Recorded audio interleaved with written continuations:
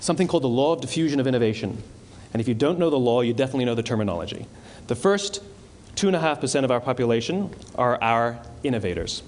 The next 13.5% of our population are our early adopters. The next 34% are your early majority, your late majority, and your laggards.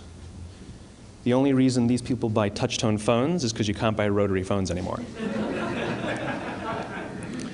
We all sit at various places at various times on the scale, but what the law of diffusion of innovation tells us is that if you want mass market success or mass market acceptance of an idea, you cannot have it until you achieve this tipping point between 15 and 18% market penetration, and then the system tips.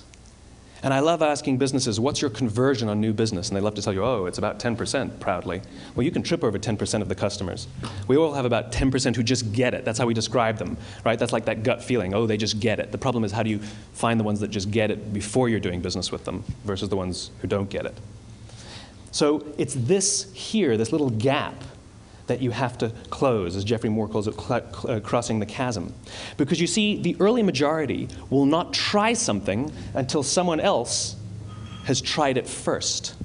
And these guys, the innovators and the early adopters, they're comfortable making those gut decisions. They're more comfortable making those intuitive decisions that are driven by what they believe about the world, and not just what product is available.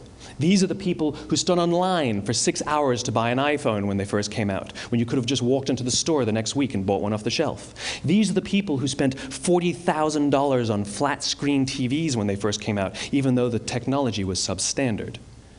And by the way, they didn't do it because the technology was so great. They did it for themselves.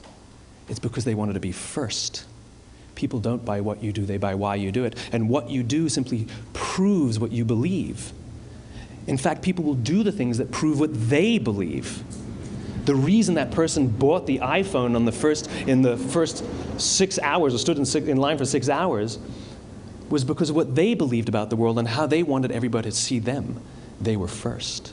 People don't buy what you do, they buy why you do it.